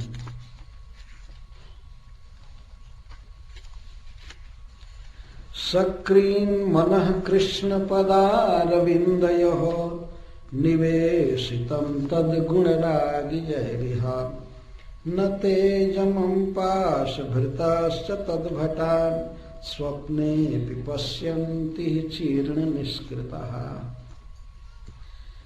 जो लोग अपने मन को भगवान श्री कृष्ण के चरण कमल में सकृत एक बार भी लगाए हैं, एक बार भी अपने मन को जिन्होंने भगवान कृष्ण के चरण में लगाया है, तो एक बार केवल चिंतन कर दिए सामने चरण कमल का, नख का, तलवे का, तो वे स्वप्न में भी जमराज और जमराज के दूतों का दर्शन नहीं करेंगे। इसका मतलब जमराज के दूत उनके पास कभी नहीं जा सकते हैं, कभी नहीं जा सकते, और न जमराज जा सकते। ऐसा एक बार भी, और वो भी कैसा मन, तद्गुण रागी, जो मन भगवान के तत्व को नहीं जानता है कि ये भगवान है, महान है, परब्रह्म है, परम पवित्र है, ऐसा नहीं, तत्व जानकर नहीं, केवल उनके गुणों पर लुब्ध होकर के मन चला गया कि बहुत सुंदर लड़का है, बांसुरी बजाते हैं, पीताम्बर पहने हैं, जैसे तैसे, केवल भगवान के विशेषता पर मुग्ध होकर के मन एक बार चिंतन कर दिया, एक बार, कितने देर के लिए? अब एक बार का मतलब है एक सेकंड के लिए या एक मिनट के लिए भी भगवान के रूप पर मन चला गया तो वह व्यक्ति कभी नरक नहीं जा सकता है। जमराज और जमराज के दूत स्वप्न में भी उसके पास नहीं आ सकते। अब ये प्रश्न होता है कि क्या यह देखता है कि सपना में भी जमराज मेरे पास नहीं आए? नहीं, जमराज जी सपना में भी उसके पास नहीं जा सकते। किसी दिन सपना भी जमराज जी नहीं देखेंगे कि मैं ऐसे भक्त के पास गया था पकड़ने के लिए या जमराज के दूत स्वप्न में भी नहीं जा सकते। हरे कृष्णा कृष्णा कृष्णा हरे हरे, हरे राम राम राम हरे हरे। और भगवान के सुंदर रूप में एक बार मन चला जाए, इसको तो छोड़ दीजिए, किसी भी प्रकार से भूल से या चाहे जैसे तैसे, क्रोध से, आलस से, एक बार भी जिसके जिह्वा पर भगवान का नाम आ गया वो कभी नरक नहीं जा सकता है। अब आगे इस इतिहास में ये बता रहे हैं और ये सत्य इतिहास है। अब अजामिल प्रसंग को चालू कर रहे हैं सुखदेव गोस्वामी, क्योंकि उन्हें बताना जरूरी है। जब इस प्रकार की बात वो कहे, नाम की महिमा, भगवान के स्मरण की महिमा, तो सारी सभा चौंक गई। तो कुछ लोगों ने शायद चैलेंज किया होगा, कोई उदाहरण, कोई ऐसा उदाहरण है कि भगवान का एक बार नाम लिया और मुक्त हो गया हो, जमराज उसके पास न गए हों या न बंधन में डाल पाए हों, कोई एग्जाम्पल देना पड़ेगा ना। तो सुखदेव गोस्वामी कहते हैं कि हाँ, कान्य कुब्जे द्विजः कश्चित् दासी प्रतिरजा। वो कहते हैं कि इसके विषय में अत्र च उदाहरन्ति मम इतिहासम पुरातनम दूतानाम विष्णुजनयो संवादस्तम निबोध में। हाँ, इसके विषय में महात्मा लोग एक उदाहरण देते हैं जिसमें भगवान विष्णु और जमराज के दूतों का संवाद है। तम निबोध में, तुम मुझसे सुनो, मैं उसे सुनाने जा रहा हूं। तो भगवान के नाम के उच्चारण की कितनी महिमा है, भगवान के भक्ति की कितनी महिमा है, इसके विषय में महात्मा लोग एक उदाहरण देते हैं। इस संवाद को कहने के अंत में सुखदेव गोस्वामी कहते हैं महाराज परीक्षित से कि महाराज, मैं यह कथा अगस्त जी के मुख से सुना था। उस समय अगस्त्य मलय पर्वत पर भगवान के श्री विग्रह की पूजा कर रहे थे और भगवान का चरण छू छू करके वो कह रहे थे कि ये सत्य इतिहास है, सत्य इतिहास। कोई व्यक्ति सुनेगा तो कहेगा कि ऐसे ही अजामिल नामक व्यक्ति को लोग गढ़ लिए, ये कल्पना है, ये है, वो है। लेकिन अगस्त जी भगवान की अर्चना कर रहे थे उस समय और ये बात सुखदेव गोस्वामी को सुनाए थे और भगवान के चरण छू कर कहे कि हे सुखदेव गोस्वामी, ये बिल्कुल सत्य इतिहास है, सत्य इतिहास। कि भगवान का नाम अनजान में भी लेने पर जमराज के पास से मुक्त हो गया जामिल और बाद में भगवान के धाम में गया।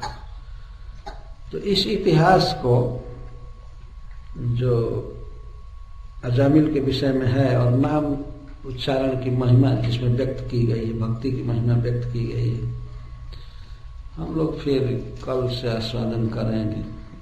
हम यहीं पर बंद करते हैं। हरे कृष्ण। जय श्री